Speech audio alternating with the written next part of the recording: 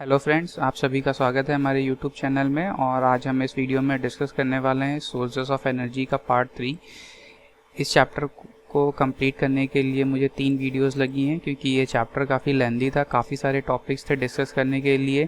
तो इस चैप्टर को बनाने में मुझे 3 वीडियो लगी हैं। 3 वीडियोज़ हैं बट ज़्यादा लेंदी नहीं है, ठीक है। और उन वीडियोस के जो लिंक हैं यहाँ आपको साइड में कॉर्नर में मिल जाएंगे। यहाँ से आप डायरेक्ट क्लिक करके आप उन वीडियोस को चाहें तो आप देख सकते हैं। तो विदाउट एनी डिले चलिए शुरू करते हैं आज की इस वीडियो को। पहली हेडिंग है हमारी सोलर एनर्जी, ठीक है। सभी जानते हैं सोलर एनर्जी क्या है। The energy that is radiated by the sun is called solar energy, ठीक है। सन से जो हमें एनर्जी मिलती है उसको हम कहते हैं क्या, सोलर एनर्जी, ठीक है।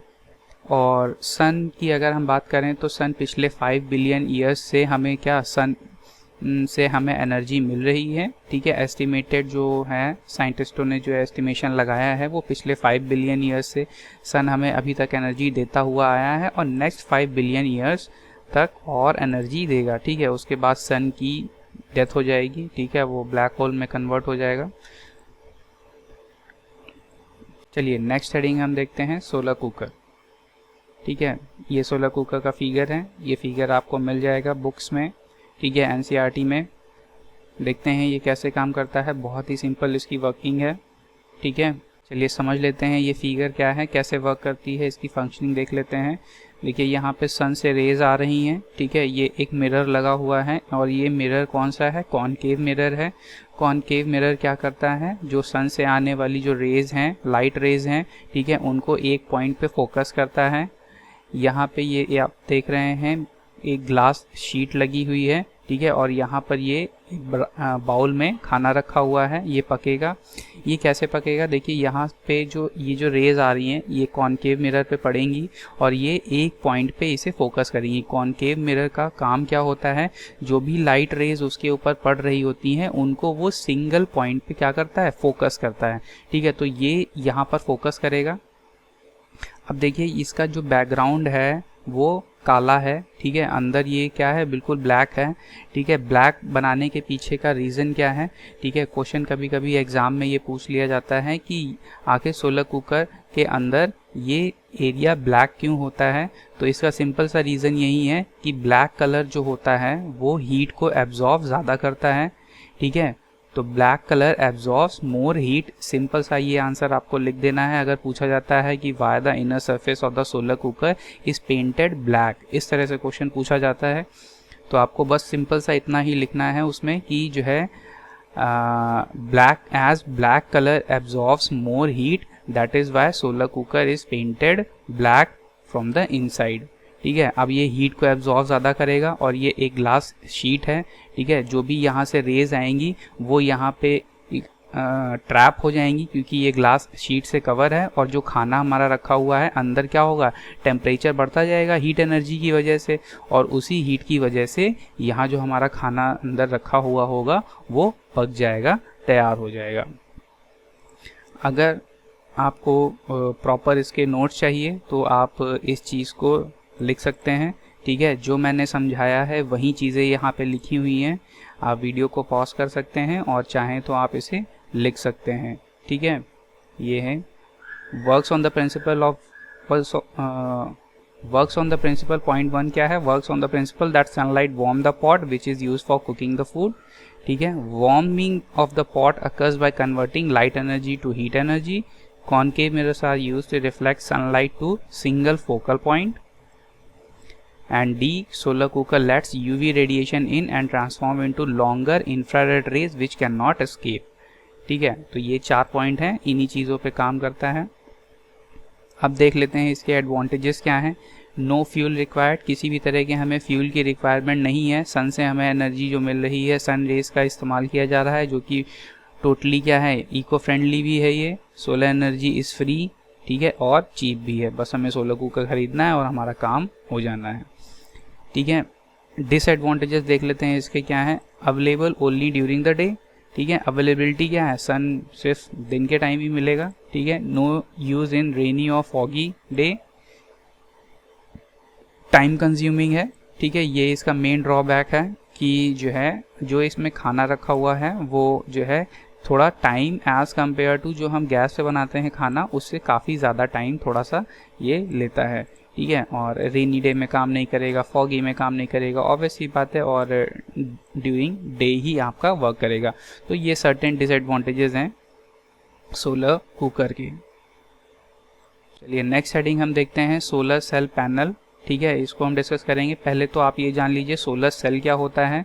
A device that directly convert solar energy into electricity, ठीक है, इलेक्ट्रिकल एनर्जी, ठीक है। तो सोलर सेल क्या होता है, एक ऐसा डिवाइस जो आपकी सोलर एनर्जी यानी कि सन से जो मिल रही है आपको एनर्जी, ठीक है, उसको डायरेक्ट इलेक्ट्रिसिटी में कन्वर्ट कर देता है। यही काम है आपके सोलर सेल का, ठीक है। अब सोलर सेल पैनल क्या होता है, सोलर सेल्स को कलेक्टिवली, मतलब उनका आप क्या करिए, एक ग्रुप बना दीजिए, काफ़ी सारे सोलर सेल्स को एक पैटर्न पे सेट करिए, ठीक है, उसी को आप कह देंगे क्या, सोलर सेल पैनल। जैसे कि स्ट्रीट लाइट्स वगैरह में ये आपने देखा होगा, ये फिगर है, ठीक है, ये एक सोलर सेल पैनल ये लगा हुआ है, ठीक है।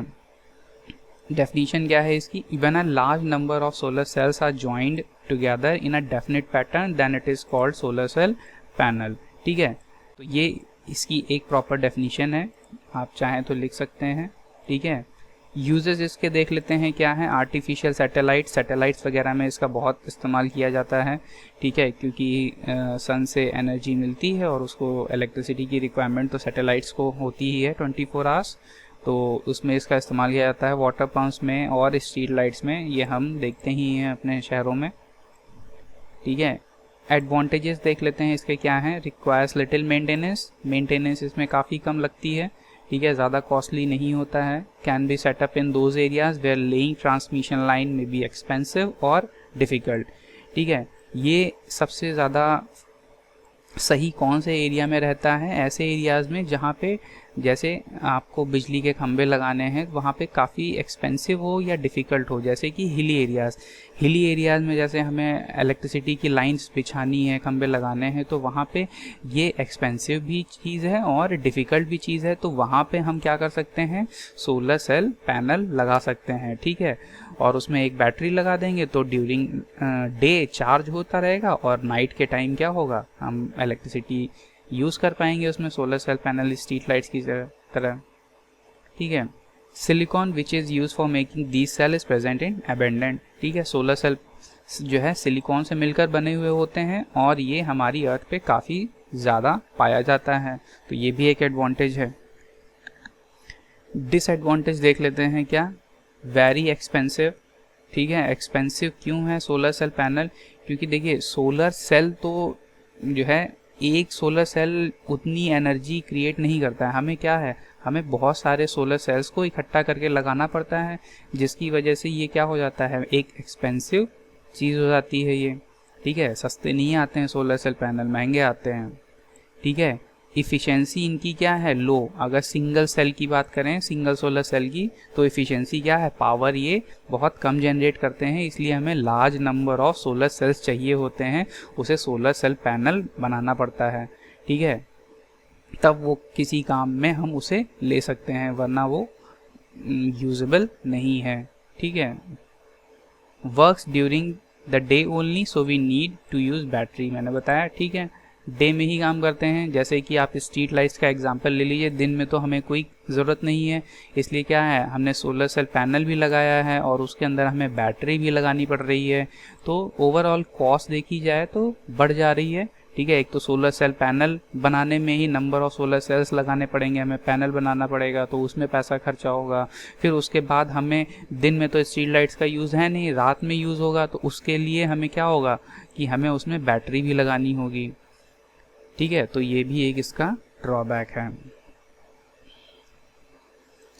चलिए अब नेक्स्ट हेडिंग हम देख लेते हैं, एनर्जीज फ्रॉम द सी। हमें सी से और ओशन से हमें क्या एनर्जीज मिलती हैं, ठीक है, उनको हम डिस्कस कर लेते हैं, उनके एडवांटेजेस और डिसएडवांटेजेस भी देख लेते हैं क्या है। पहली है हमारी टाइडल एनर्जी, ठीक है, क्या होती है, कैसे जनरेट होती है, ठीक है, और क्या होती है टाइड, ये सब हम डिस्कस करेंगे, क्योंकि कभी कभी पूछ लेता है टाइड क्या है, फिर बताओ टाइडल एनर्जी क्या है, कैसे बनती है, तो इन सब चीज़ों को डिस्कस करेंगे। पहले तो हम ये देख लेते हैं टाइड्स कैसे जनरेट होते हैं। टाइड बेसिकली जनरेट कैसे होते हैं, उसके पीछे की वजह क्या है, gravitational pull of the sun moon and the rotation of earth. ठीक है, ये 3 चीज़ें जिम्मेदार होती हैं। ठीक है, जो सी का जो लेवल बार बार राइज और फॉल हो रहा होता है, ठीक है, उसी को हम कहते हैं क्या, टाइड। और ये होता किसकी वजह से है, ग्रेविटेशनल पुल। और पुल ये कौन लगाते हैं, सन और मून और रोटेशन ऑफ द अर्थ। ये 3 चीज़ें जो है जिम्मेदार होती हैं rise and fall of the sea level. ठीक है, और इसी को हम कहते हैं क्या, टाइड। टाइडल एनर्जी क्या है, एक तरह की क्या हाइड्रो पावर है। ठीक है, और ये क्या कन्वर्ट करती है, एनर्जी जो हमें टाइड से जो एनर्जी मिल रही होती है, ठीक है, उस एनर्जी को दूसरी एनर्जीज में कन्वर्ट करती है, जैसे कि इलेक्ट्रिसिटी। तो energies that is obtained from the tide is converted into other energies जैसे कि इलेक्ट्रिसिटी। उसी से हम क्या बनाते हैं इलेक्ट्रिसिटी। थर्ड पॉइंट देख लेते हैं। अगर हम एक सिंगल डे में बात करें तो किसी भी सी में नॉर्मली 2 बार हाई टाइड होता है और 2 बार लो टाइड होता है। ठीक है, fourth point, the difference in the sea level give us the tidal energy. और यहीं हाई और लो टाइड के बीच का जो सी लेवल का जो डिफरेंस है, इसी से हमें मिलती है क्या, टाइडल एनर्जी। एडवांटेजेस देख लेते हैं हम, क्या है, रिन्यूएबल है। ठीक है, रिन्यूएबल सोर्स ऑफ एनर्जी है, जब तक पानी है तब तक हमें मिलती रहेगी एनर्जी। पॉल्यूशन फ्री है, लो मेंटेनेंस कॉस्ट। ठीक है, डिसएडवांटेजेस क्या है, इनिशियली रिक्वायर्स ह्यूज इन्वेस्टमेंट। शुरुआत में हमें अगर टाइडल एनर्जी वाला प्लांट सेटअप करना है तो उसके लिए काफ़ी सारा पैसा लगेगा। सेकेंड पॉइंट क्या है, bad effect on aquatic life. ठीक है, एक्वेटिक लाइफ पे बुरा असर पड़ेगा इससे। Limited power generation. ठीक है, पावर जनरेशन इससे इतना ज़्यादा नहीं होता है, क्योंकि सिंगल डे में क्या है, जैसे यहाँ मैंने बताया था ना, 2 बार ही हाई टाइड और 2 बार लो टाइड ही सिंगल डे में जनरली एक्सपीरियंस करता है सी। ठीक है, तो इससे इतनी ज़्यादा इलेक्ट्रिसिटी जनरेट नहीं हो पाती है। ठीक है, चलिए नेक्स्ट हेडिंग हमारी क्या है, वेव एनर्जी। देख लेते हैं वेव एनर्जी क्या होती है।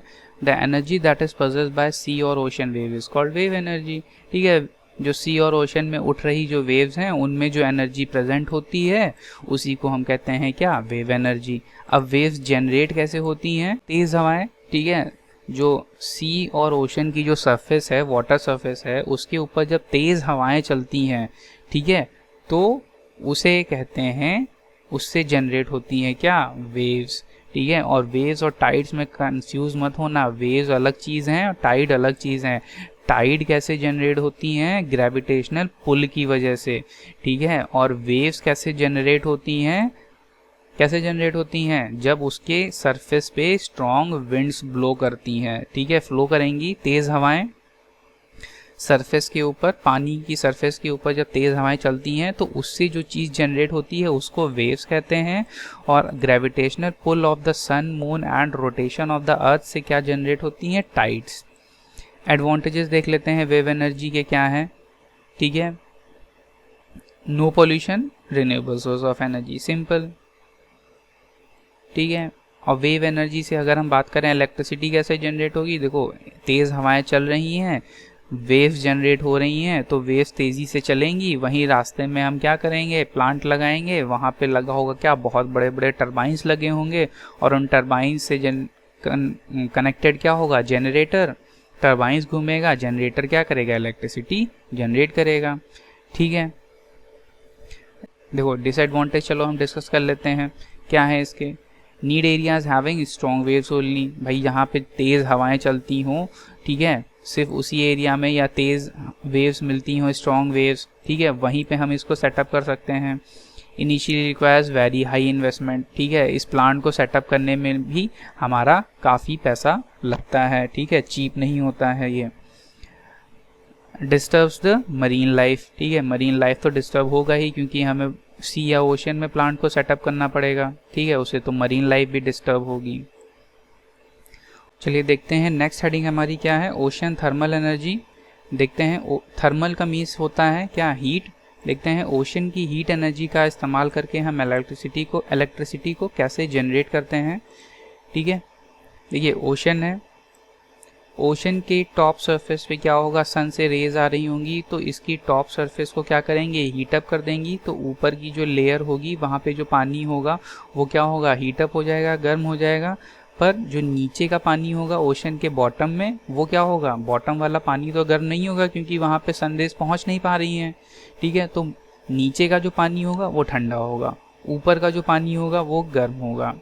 ठीक है, अब इस प्लांट में हम करते क्या है, बेसिकली जो ये प्लांट सेटअप किया जाता है उसमें टॉप और बॉटम सरफेस के दोनों का पानी इस्तेमाल किया जाता है। देखो ऊपर जो पानी है, ठीक है, टॉप सरफेस पे वो गर्म है, इस गर्म पानी का इस्तेमाल किया जाता है वॉलेटाइल लिक्विड्स को बॉयल करने में, जैसे कि आप एग्जांपल के तौर पे कह सकते हैं अमोनिया।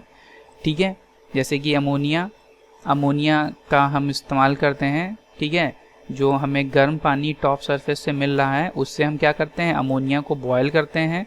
ठीक है, अमोनिया के जो वेपर्स होते हैं फिर इसको हम सेटअप करते हैं। ठीक है, सेटअप करते हैं और गिराते हैं किस पे, टरबाइंस ऑफ द जनरेटर पे। ठीक है, और जनरेटर हमारा क्या, देखो टरबाइंस पे जो है अमोनिया के वेपर्स पड़ेंगे। ठीक है, और टरबाइन घूमेगा और जनरेटर हमारा इलेक्ट्रिसिटी को जनरेट करेगा।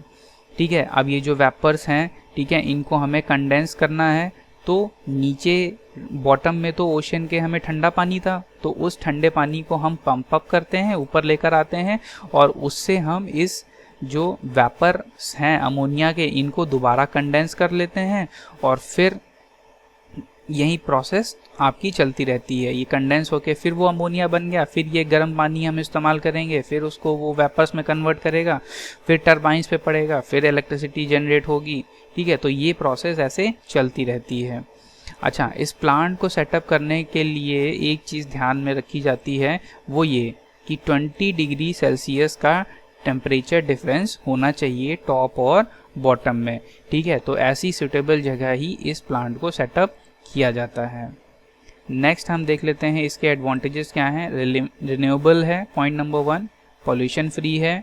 ठीक है, the cold water in this plant can be use in other thing. ठीक है, ठंडा पानी हम जो पंप अप करके ला रहे हैं, ठीक है, अमोनिया के वेपर्स को कंडेंस करने के लिए, ठीक है, उस पानी का हम इस्तेमाल दूसरी चीज़ों में भी कर सकते हैं। ठीक है, रेफ्रिजरेशन, एयर कंडीशनिंग, ठीक है, एक्सेट्रा, इन सारे कामों में इस ठंडे पानी को लिया जा सकता है। डिसएडवांटेजेस क्या हैं इसके देख लेते हैं। Method is suitable only for tropical regions. ठीक है, ऐसे ट्रॉपिकल एरियाज के लिए ही ये मेथड सुटेबल है। ठीक है, initially setup cost very high. ठीक है, चलिए नेक्स्ट हेडिंग हम देखते हैं हमारी क्या है, जियोथर्मल एनर्जी। ठीक है, जियो मीन्स क्या होता है, अर्थ, और थर्मल का मीन्स होता है क्या, हीट। ठीक है, तो अर्थ की हीट एनर्जी का इस्तेमाल हम कैसे करते हैं, उससे इलेक्ट्रिसिटी हम कैसे जनरेट करते हैं देख लेते हैं। तो पहले हम देख लेते हैं इसमें हॉट स्पॉट क्या होते हैं, हॉट स्प्रिंग क्या होते हैं। बेसिकली यही दो चीज़ें हैं जिनसे कि हम बनाते हैं, ये मेन दो पॉइंट हैं। ये कभी कभी छोटी मोटी डेफिनेशन भी पूछ लेता है तो वो मैंने यहाँ पे लिखी हुई है, आप लिख सकते हैं। देखते हैं क्या है। देखिए अर्थ के नीचे, ठीक है, जियो मीन्स होता है अर्थ। ठीक है, अर्थ के नीचे क्या है, मॉल्टन रॉक्स हैं, लावा है, मैग्मा है, ये सब नीचे है। बट आजकल क्या है, प्रेजेंट टाइम में क्या हो रहा है, काफ़ी सारे जियोलॉजिकल चेंजेस हो रहे हैं। ठीक है, और उन चेंजेस की वजह से ये जो मॉल्टन रॉक्स हैं जो पहले बहुत ही नीचे हुआ करती थी, ये अब धीरे धीरे क्या है, ऊपर आ रही हैं, सरफेस पे आ रही हैं। और जिन एरियाज़ में ये मॉल्टन रॉक्स हमारी ऊपर आ गई हैं, ठीक है, उन्हीं एरियाज़ को बोला जा रहा है क्या, हॉट स्पॉट। ठीक है, ये हॉट स्पॉट हैं। अब देखिए हॉट स्पॉट समझ में आ गया होगा। ठीक है, अब मान लीजिए ये हॉट स्पॉट किसी ऐसे एरिया में हैं जहाँ पे क्या है, अंडरग्राउंड वाटर भी है। ठीक है, तो सिंपल उस एरिया को बोल दिया जाएगा क्या, हॉट स्प्रिंग। ठीक है, अब देखिए क्या, हॉट स्पॉट तो था पर वहाँ पे अंडरग्राउंड पानी भी था। अब ये पानी क्या होगा, हीटअप हो जाएगा। ठीक है, हीटअप हो जाएगा और हीटअप होके पानी क्या होगा, स्टीम में कन्वर्ट हो जाएगा। और ये स्टीम जिस एरिया से बाहर निकलेगी अर्थ की सरफेस से, उस एरिया को बोला जाएगा हॉट स्प्रिंग। ठीक है, और इसी स्टीम का इस्तेमाल किया जाता है ठीक है, टरबाइंस को रोटेट करने में। मान लीजिए किसी एरिया से ये स्टीम बहुत तेज़ी से बाहर निकल रही है, ठीक है, तो उस स्टीम को कलेक्ट किया जाता है और पाइप्स के ज़रिए उसे टरबाइंस पे गिराया जाता है। अब टरबाइंस पे ये स्टीम गिरेगी तो टरबाइंस क्या होंगी, रोटेट होंगी और इलेक्ट्रिसिटी जनरेट होगी। तो इस तरह अर्थ की हीट एनर्जी का इस्तेमाल किया जाता है इलेक्ट्रिसिटी को जनरेट करने में। नेक्स्ट हम इसके एडवांटेजेस देख लेते हैं। रिन्यूएबल है ये, ठीक है, इको फ्रेंडली भी है ये, पॉल्यूशन नहीं करेगी कोई, plants have low operating cost, ठीक है, कोई ज़्यादा खर्चा नहीं होता है, ठीक है, ऑपरेट करने में, और ये कंटिन्यूस सप्लाई है, ठीक है, जहाँ से आ रही है, ठीक है, वहाँ से आती ही रहेगी, जियोथर्मल एनर्जी है। द डिसएडवांटेजेस इसके क्या हैं देख लेते हैं। Availability of site is a big issue, ठीक है, हर जगह तो ये जियोथर्मल एनर्जी अवेलेबल नहीं है, कुछ ही ऐसे साइट्स हैं जहाँ पर हम इस प्लांट को सेटअप कर सकते हैं, तो अवेलेबिलिटी एक बहुत बड़ा इशू है। Initially requires a huge capital investment, plant को सेटअप करने में भी काफ़ी ज़्यादा पैसा लगता है, ठीक है, प्लांट को सेटअप करना है वो महंगा है, बट एक बार ऑपरेट करना शुरू करेगा तो ऑपरेटिंग कॉस्ट कम है, ठीक है, ये दो अलग अलग चीज़ें हैं, एक ही नहीं है। नेक्स्ट हम देख लेते हैं, लास्ट हमारा ये टॉपिक है इस वीडियो का, न्यूक्लियर एनर्जी क्या होती है, ठीक है। The energy that is release during a nuclear reaction is called nuclear energy. Simple सी डेफिनेशन है, ठीक है, न्यूक्लियर रिएक्शन के दौरान जो एनर्जी रिलीज होती है उसी को हम कहते हैं क्या, न्यूक्लियर एनर्जी। अब न्यूक्लियर एनर्जी दो तरह की होती है, ठीक है, न्यूक्लियर फिजन से हमें मिलती है न्यूक्लियर एनर्जी और न्यूक्लियर फ्यूजन से, ठीक है। फिजन देख लेते हैं, फिजन का मतलब होता है क्या, टूटना, ऐसे याद रखेंगे, और फ्यूजन का मतलब होता है जोड़ना, ठीक है। डेफिनेशन क्या है इसकी, breaking of heavy nuclei into 2 और मोर स्मॉलर न्यूक्लियाई, ठीक है, हैवी न्यूक्लियाई को 2 या 2 से ज़्यादा न्यूक्लियाई में तोड़ने की रिएक्शन को ही बोला जाता है क्या, न्यूक्लियर फिजन, ठीक है। ये एक इसका एग्जाम्पल है, ठीक है, ये आप एज इट इज लिख सकते हैं, ठीक है। फिर अच्छा, अब इसमें 10th में देखिए आपके ज़्यादा डीप में ये है नहीं, वैसे तो ये बहुत ही बड़े बड़े टॉपिक हैं, ठीक है, तो हम ज़्यादा डीप में नहीं जाएंगे, जितना आपके सिलेबस में है उतना ही हम इस वीडियो में डिस्कस करेंगे। नेक्स्ट हम देख लेते हैं न्यूक्लियर फ्यूजन। कंबाइनिंग, फ्यूजन का मीन्स मैंने अभी आपको बताया, फ्यूजन का मीन्स होता है जोड़ना, ठीक है, तो combining of 2 lighter nuclei into a heavier one, ठीक है, तो उसी को लाइटर न्यूक्लियाई, 2 लाइट न्यूक्लियाई ले लीजिए और उनको एक में जोड़ दीजिए, तो आपकी क्या होगी, न्यूक्लियर फ्यूजन रिएक्शन हो जाएगी, और उसका एग्जाम्पल यहाँ पे ये रहा, ठीक है। एडवांटेजेस इसके देख लेते हैं। Large amount of energy is released, बहुत ही ज़्यादा एनर्जी निकलती है इसमें से, ठीक है। ऑपरेटिंग कॉस्ट इसकी लो है, ठीक है।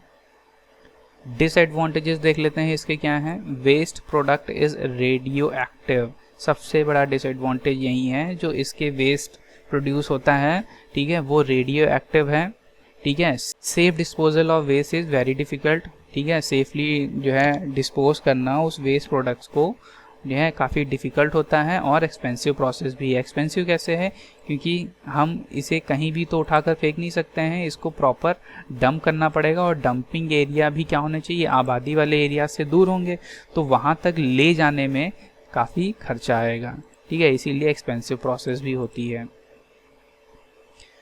तो फाइनली सोर्सेज ऑफ एनर्जी हमारा आज फ्रेंड्स ख़त्म हो गया है, और ये चैप्टर काफ़ी लंबा था, काफ़ी सारे टॉपिक्स थे।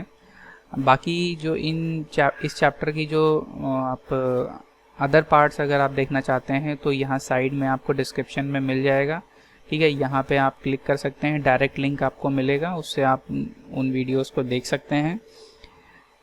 तो मिलते हैं आपसे नेक्स्ट वीडियो में, और हाँ, आप इस वीडियो को प्लीज़ लाइक ज़रूर करिएगा, ठीक है, आपके लाइक से काफ़ी मोटिवेशन मिलता है नई वीडियोस जल्दी जल्दी बनाने में।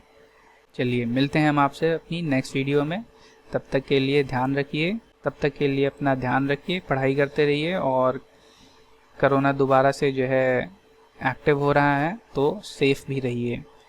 ठीक है, चलिए मिलते हैं हम आपसे अपनी नेक्स्ट वीडियो में। तब तक के लिए बाय बाय और थैंक यू।